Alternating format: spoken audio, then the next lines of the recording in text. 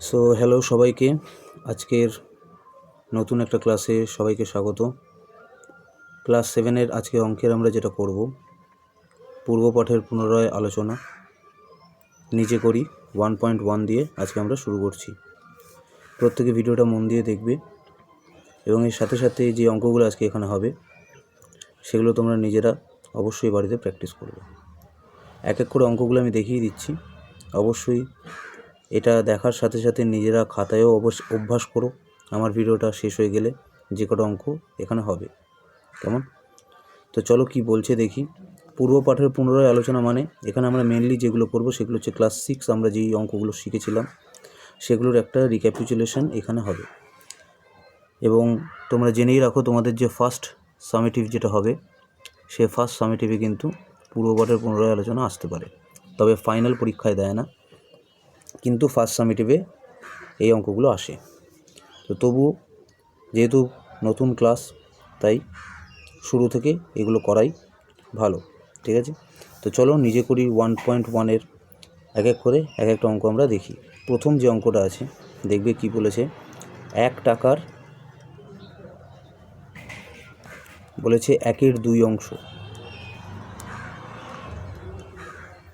সমান সমান ড্যাশ পয়সা। কি করতে হবে এই অঙ্কটার ক্ষেত্রে? এরকম অঙ্ক যখনই দেবে তখন আমাদের লক্ষ্য রাখতে হবে যে আমার এখানে অ্যান্সারে কি চাইছে। এখানে অ্যান্সার আমার পয়সা চেয়েছে, এখানে বলে দিয়েছে টাকা। এবার আমরা জানি টাকা আর পয়সার একটা সম্পর্ক আছে। কি সেই সম্পর্ক? 1 টাকা সমান সমান কত পয়সা হয়? 100 পয়সা, তাই না? 1 টাকা সমান সমান 100 পয়সা। তাহলে এটা কি করবো? এই যে টাকার এর আগের ক্লাসে তোমরা হয়তো শিখেছো এর বা অর এরকম থাকলে, ইংলিশে অর অথবা বাংলায় এর, এই কথাটা থাকলে মানে কি বোঝায়? গুণ বোঝায়। তাহলে 1 টাকার জায়গায় আমি 100 পয়সা লিখতে পারি। এর বলেছে টাকার মানে গুণ 1/2, এটা আমি বাংলায় লিখে ফেললাম।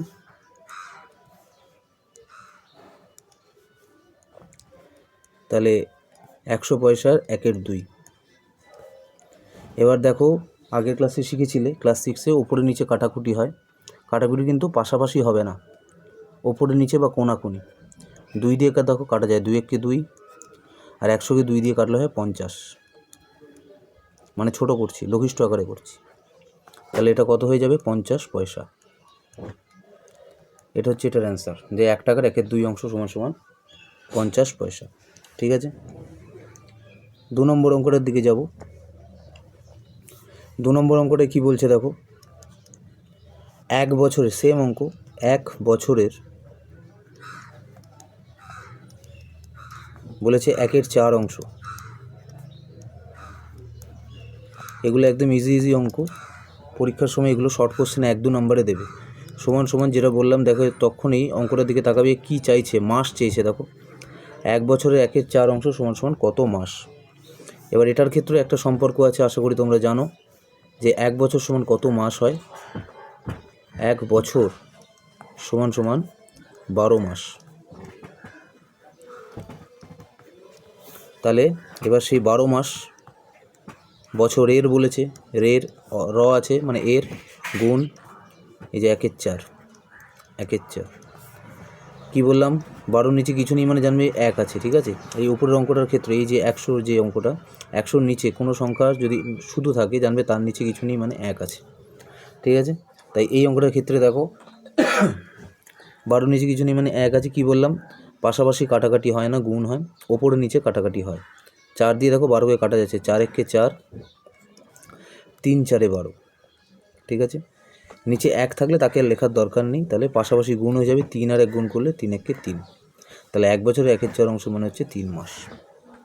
ঠিক আছে, আশা করি বোঝা গেল। পরের অঙ্কটা কি বলছে দেখো,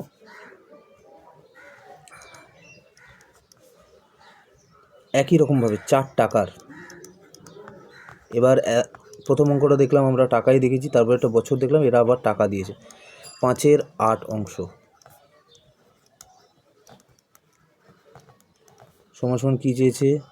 এবার এটার ক্ষেত্রে দুটো ড্যাশ আছে, দিয়ে চেয়েছে দেখো একটা টাকা চেয়েছে, একটা পয়সা চেয়েছে। জায়গাটা একটু বোঝার আছে। কী শিখেছিলাম? 1 টাকা সমান কত পয়সা? 1 টাকা সমান কত? 100 পয়সা, তাই না? 100 পয়সা 1 টাকায়, তাহলে 4 টাকায় কত পয়সা হবে? 1 টাকায় যদি 100 পয়সা হয় তাহলে 4 টাকায় কত পয়সা হবে? 400 পয়সা। আশা করি বুঝতে পারছো, কারণ গুণ করে দাও।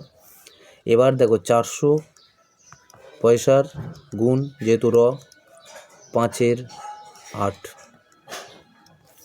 কি বললাম? এর নিচে কিছু নেই মানে 1 আছে। 8 দিয়ে দেখো কাটা যাচ্ছে কি না? হ্যাঁ যাবে। 8 1 কে 8, 400 কাটলে 5 8 40, আর পরের এই শূন্যটা বসে যাবে।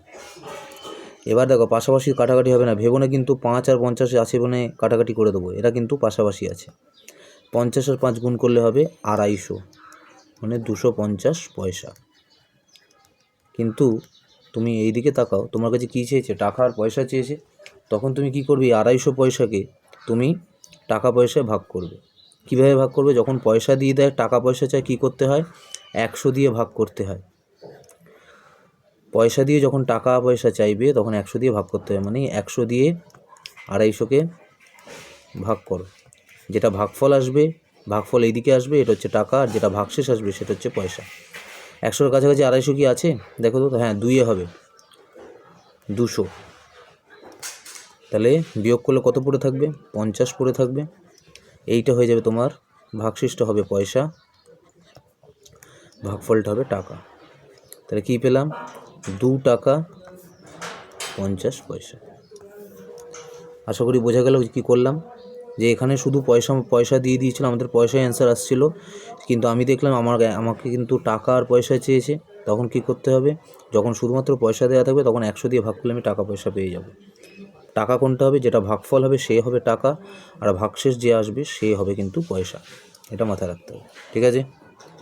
নেক্সট এই অঙ্কটা গেল, 3 নম্বরটা গেল, 4 নম্বরটা দেখো, ঠিক আছে? 4 নম্বরটা এক কাজ করো, 4 এবং 5 নিজেরা বাড়িতে অভ্যাস করো। 4 এবং 5 কেন বলছি? কারণ 3টে যে অঙ্ক দেখিয়ে দিলাম সেমভাবেই পরের দুটো আছে, 4 এবং 5।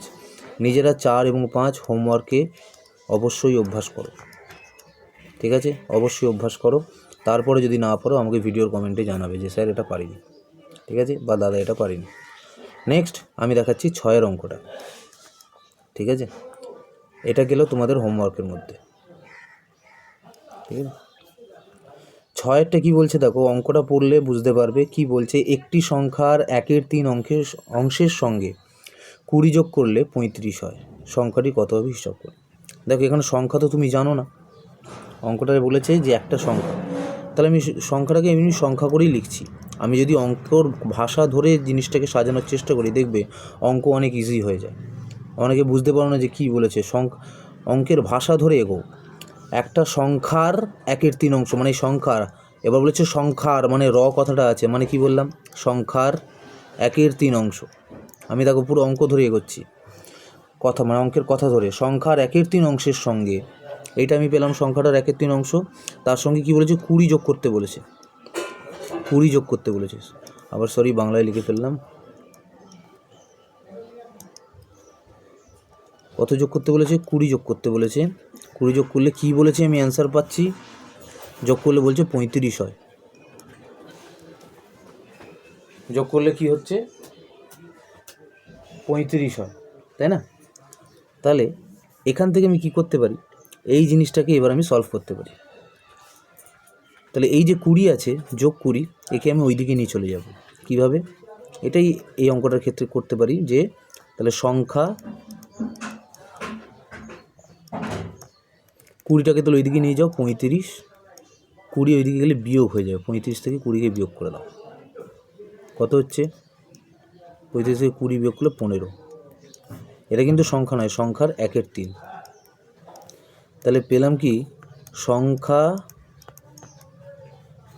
তার 1/3 সমান সমান 15।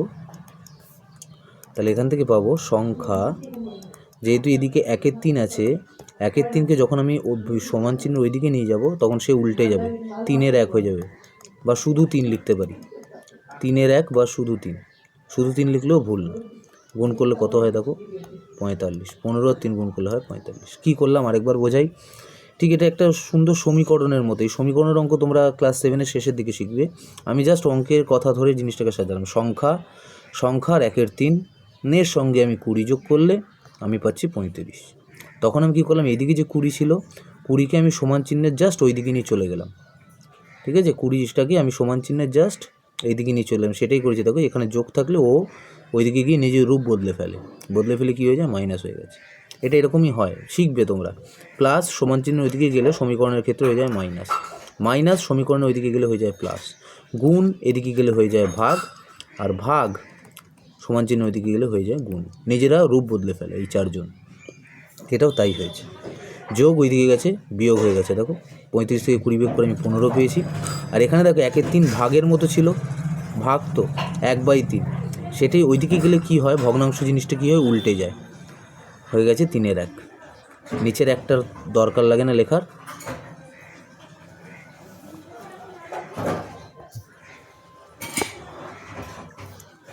হ্যাঁ নিচের একটাকে দরকার লাগে না লেখার, তার জন্য 3 আর 15 গুণ করে হয়ে গেছে দেখো 45। ঠিক আছে, এইভাবে তোমরা এই অঙ্কটা করতে পারো, ইজি আছে। পরেরটার ক্ষেত্রে কি বলেছে দেখো, সেমভাবেই বলেছে।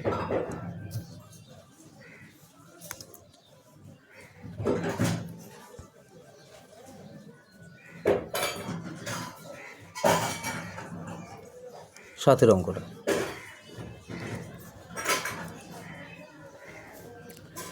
সেমভাবেই দেখো কি বলছে, হিসাব করে দেখি 5-এর সাথে 2 গুণের সঙ্গে কত যোগ করলে 3 পাবো। কি বলছে, অঙ্কের কথা ধরে চলো, হিসাব করতে বলছে 5-এর সাথে 2 গুণ মানে কি, গুণ 2। 5-এর সাথে 2 গুণের সঙ্গে কত যোগ করলে, মানে আমি জানি না কত যোগ করতে হবে, আমি কত পাবো, 3 পাবো। এটা চেয়েছে তোমার কাছে, তাই তো। 5-এর সাথে 2 গুণের সঙ্গে কত যোগ করলে, মানে আমি এটা জানি না, 3 পাবো। এটা আচ্ছা গুণ বলেছে, এবার কি বলেছে, কিছু নিচে কিছু নেই মানে কিন্তু 1 আছে। 2 গুণ মানে কিন্তু গুণ 2। কী হয়ে যাবে, এটাকে গুণ করলে 5 আর 2 পাশাপাশি গুণ হয়ে যাবে, কারণ কাটাকাটি করা যাচ্ছে না। 5 দুগুণে 10/7। এর সাথে আমি কত যোগ করতে হবে, তাহলে আমি 3 পাবো। সেমভাবে আগের ওই সমীকরণের অঙ্কের মতো দেখো কি বলেছিলাম, এইটাকে একটু মনে রাখতে পারলে ভালো। যোগ ওইদিকে গেলে বিয়োগ, বিয়োগ ওইদিকে গেলে যোগ হয়ে যাবে। এখানে দেখো এও সেরকমই যোগে আছে, এ যখন ওইদিকে যাবে তখন কি হয়ে যাবে, মানে আমাকে সেই সংখ্যাটা পেতে হবে। তাহলে সংখ্যা বলে লিখতে পারি, বা তোমরা কোশ্চেন চিহ্ন যেতে পারো, যা কিছু। 3 10-এর 7 যখন ওইদিকে চলে যাবে, এর সামনে কিছু নেই মানে প্লাস আছে, ওইদিকে গেলে হয়ে যাবে মাইনাস 10-এর 7। মানে এই যে সামনে কিছু নেই মানে জানতে হবে এখানে প্লাস আছে, কিছু নেই মানে প্লাস আছে, সে ওইদিকে গেলে হয়ে যাবে সমান চিহ্নের ওইদিকে গেলে হয়ে যাবে মাইনাস। এবার এটাকে বিয়োগ করো, ভগ্নাংশের বিয়োগ। আশা করি সেই ছোটো ক্লাসের জিনিসগুলো মনে আছে। 3-এর নিচে কিছু নেই মানে কি বললাম, 1, সেই জন্য এটা দেখো এবার এখানে কাজে লাগবে। 1 আর 7-এর লসগু কত হয়, 7।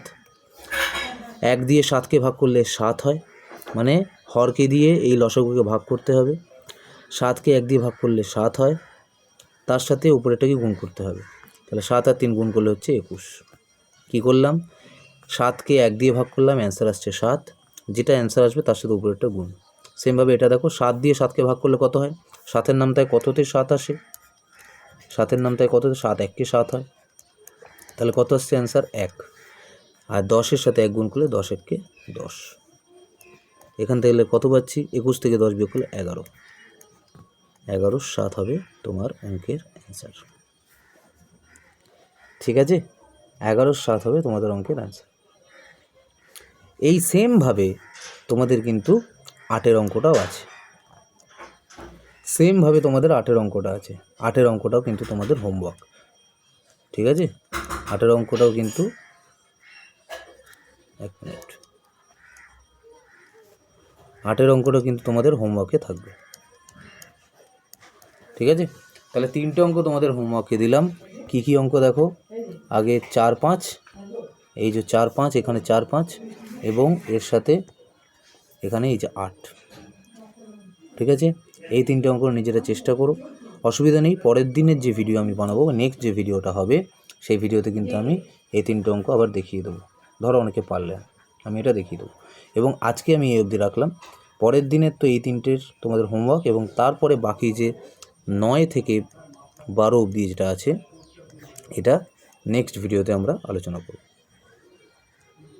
ঠিক আছে, 9 থেকে 12। তা প্রত্যেকে ভিডিওটা মন দিয়ে দেখো, এবং তারপরে যদি কোনো ডাউট থাকে সেটা অবশ্যই আমাকে জানাবে। ওকে, চলো, থ্যাংক ইউ।